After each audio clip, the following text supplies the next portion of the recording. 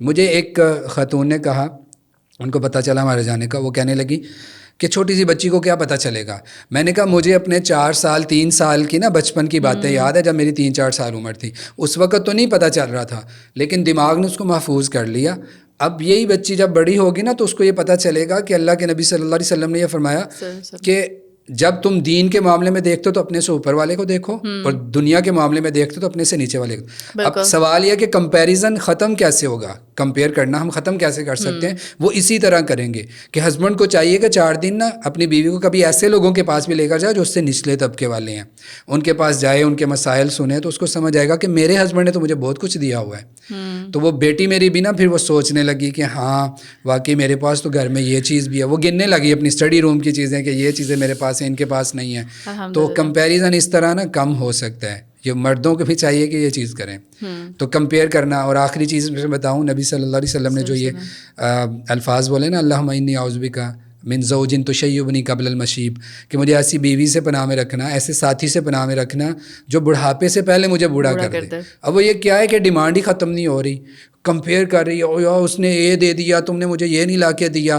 اب وہ اس کے پاس نہیں ہے تو کہاں سے لے کے آئے گا؟ اب بار بار اس کے اوپر ایک ڈپریشن والی فیز آ جائے گا نا، وہ سوچے گا اور وقت سے پہلے بوڑھا ہو جائے گا. کہیں کہیں یہ مردوں کا بھی ایسے ہے، مرد بھی جو ہے نا وہ اتنا تنگ کر دیتے ہیں بیویوں کو کہ وہ بھی بڑھاپے سے پہلے جانے لگ جاتی ہیں. لیکن عموماً جو ہے نا یہ عورتوں کے اندر زیادہ ہوتا ہے کہ وہ کمپیئر کرتی ہیں بہت زیادہ کہ یہ چیزیں مجھے ملنی چاہیے. ان شارٹ میرے خیال سے ہسبینڈ اور ایک وائف ہے دونوں، کیونکہ پھر ظاہر سی بات ہے بعد میں جو ہے نا سسٹرس کے میسیجز آئیں گے کہ آپ نے جو ہے نا ہماری ہی کلاس لگائی ہوئی تھی پوری پوڈ کاسٹ میں اور ہسبینڈس کے آپ نے کان نہیں کھینچے. تو کہنے کا مقصد یہ ہے کہ چاہے عورت ہو یا مرد ہو، دونوں کے لیے جو آپ نے اتنی اچھی مثال دی، ہمارے لیے تو سب سے بہتر جو نمونہ ہوتا ہے یا سب سے پہلے جو بہتر کیا کہتے ہیں مثال ہوتی ہے وہ ہمارے نبی صلی اللہ علیہ وسلم کی ہوتی ہے، کہ جو وہ ہمیں سکھا گئے یا جو وہ کر کے چلے گئے. تو انہوں نے خود جب ہمیں کہا تو وہ یہ والی بات آپ کی بالکل صحیح ہے. اور میں اسپیشلی اپنی پرسنل لائف میں بھی نا ایک جب تک آف کورس جب تک میں کام کر رہی تھی تب تک اس طرح نہیں دیکھا. اس وقت ایج بھی ینگ تھی، 23 تک میں نے کی ایج تک میں نے کام کیا. تو وہ ایج ایسی ہوتی ہے اس وقت آپ فل اس میں ہوتے ہیں نا، آپ ہر وقت بس اپنے ہی کوئی دنیا میں گھوم رہے ہوتے ہیں اس وقت خیالوں میں. لیکن اس کے بعد جب آف کورس اپنی میری میرڈ لائف شروع ہوئی اور وہ سارا کچھ پھر بچے وہ، تو اس میں اللہ تعالیٰ نے میرے لیے بڑی اچھی یہ بلیسنگ کی کہ میں نے نا کاؤنسلنگ اسٹارٹ کر دی لوگوں کی. تو وہ لوگوں کے مسائل میرے پاس جب آتے تھے نا تو ظاہر سی بات ہے اپنی بھی لائف بہت زیادہ اسٹرگلز، اور کیونکہ زندگی تو نام ہی آزمائش کا ہے اور اللہ سبحانہ تعالیٰ نے آپ کے اوپر بھیجنی ہے آزمائشیں، تکالیف بھی آئیں گی، سب کچھ آئے گا. تو اس میں جب میں لوگوں کی پرابلمس سنتی تھی نا اور ان کے مسائل دیکھتی تھی کہ اتنے بڑے بڑے، ظاہر سی بات اب ہر ایک مسئلے کو تو بتانا پاسبل نہیں ہوگا، لیکن ایکسٹریم کیسز بھی آتے تھے کہ یہ مسئلہ ہو گیا ہے، ہسبینڈ یہ کر رہے ہیں، یا پھر کیونکہ آف کورس میں کاؤنسلنگ کرتی خواتین کی، تو مجھے تو خواتین والی سائڈ پتہ ہوگی، آپ کو شاید مرد والی سائڈ بھی پتہ ہو.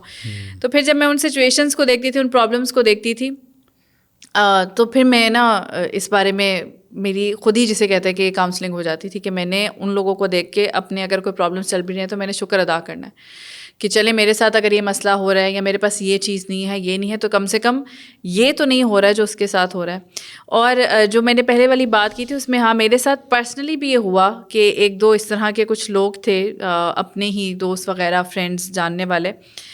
تو ایک لمبے عرصے سے ان سے بہت زیادہ ان ڈیپتھ یا ان ڈیٹیل بات نہیں ہو رہی تھی. تو اپیرنٹلی نا یہی نظر آ رہا تھا کہ ماشاء اللہ ماشاء اللہ، مطلب میں ان کو دیکھ کے حسرت تو نہیں کر رہی تھی، لیکن میرے سامنے امیج یہ بنا ہوا تھا کہ ماشاء اللہ ماشاء اللہ بارک اللہ فی، کتنا اچھا ان کی لائف چل رہی ہے، سب کچھ ٹھیک ہے، فائنینشلی بھی سب سیٹ چل رہا ہے، اور ریلیشن شپ بھی ہسبینڈ وائف کا بالکل ٹھیک ہے الحمد للہ. وہ اور پھر ایک ٹائم آیا جس میں بات ہوئی، پتہ چلا تو جی یہ مسئلے چل رہے ہیں، یہ جھگڑے چل رہے ہیں، یہ پرابلمس چل رہے ہیں، فائنینشلی بھی یہ چیلنجز ہیں وغیرہ وغیرہ سارا کچھ. تو وہ ایک جسے کہتے ہیں نا کہ ریالٹی چیک ملا کہ انسان کو اس لیے دوسروں کو دیکھ کر یہ ہمیشہ خواہش نہیں کرنی چاہیے، کیونکہ اچھا اس میں کمپیریزن والی چیز میں ایک اور یہ بڑی بات ہے، میرے خیال سے ہم نے اس کو ویسے تو ٹچ تو کیا ہے اس والے پوائنٹ کو، اور یہ میں نے پرسنل بھی ایکسپیرئنس کیا ہے کہ جو ہم لوگوں کے سامنے ہوتے ہیں وہ گھر والوں کے ساتھ اس طرح سے نہیں ہوتے ہیں. ہم لوگوں کے سامنے ہم نے ایک اپنی ایک الگ سی امیج بنائی ہوتی ہے. آئی ایم پریٹی شیور جس طرح سے میں اگر یہاں پر بیٹھی بھی آپ لوگوں سے بات کری ہوں یا جس طرح سے آپ بیٹھے ہوئے اس وقت بات کریں,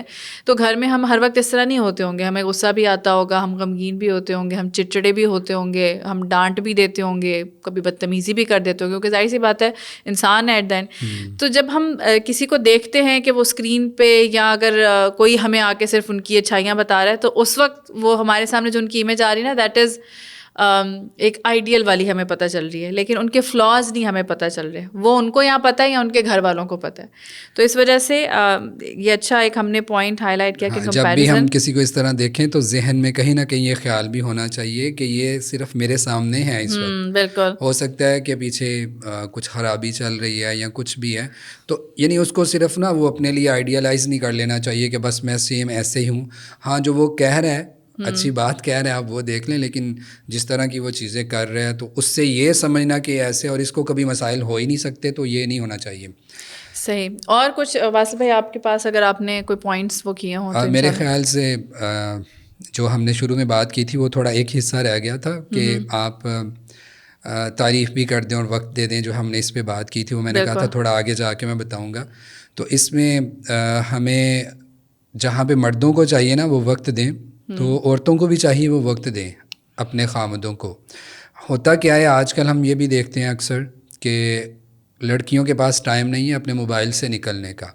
ایک ایپیسوڈ چل رہی ہے, ابھی دوسری چل رہی ہے, پھر تیسری چل رہی ہے. جب وہ خامد بالکل سر پہ آ گیا اور اس نے کوئی کام کہا تھا یا کھانا کہا تھا یا کچھ بھی کہا تھا یا اس پہ کوئی چیز نہیں اس کو ملی, تو پھر ہمیں فوراً نا وہ والی چیزیں بھی یاد آ جاتی ہیں. ہاں میری ذمہ داری تو نہیں ہے نا, گھر میں نوکرانی رکھ لیں.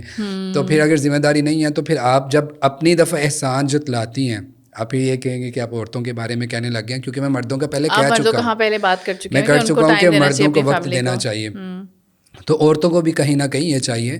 اور کبھی بھی طنز کے انداز میں نہ جواب نہیں دیں کہ جیسے غصہ کیا کسی وقت مرد نے, فطرت ہے نا, غصہ مرد کو بھی آ سکتا ہے عورت کو بھی آ سکتا ہے. غصہ کیا اس نے تو بعد میں جب وہ منانے بھی آ گیا. اچھا آپ نے کبھی غور کیا ہوگا عام طور پہ شوہر کو جو غصہ آتا ہے نا اس میں اکثر یہ ہوتا ہے کہ وہ بعد میں نا مان بھی جاتا ہے خود بھی کہ یار میں نے نا زیادہ کر دیا یا میں اوور ہو گیا, اور وہ اپنے اندر شرمندہ بھی ہو رہا ہوتا ہے. باقیوں کا تو مجھے پتہ نہیں ہے, مجھے اپنا پتہ ہے بھائی, میں جب کرتا ہوں تو کہیں نہ کہیں یہ احساس بھی ہوتا ہے کہ یار مجھے ایسے نہیں بولنا چاہیے تھا, زیادہ روڈ ہو گیا.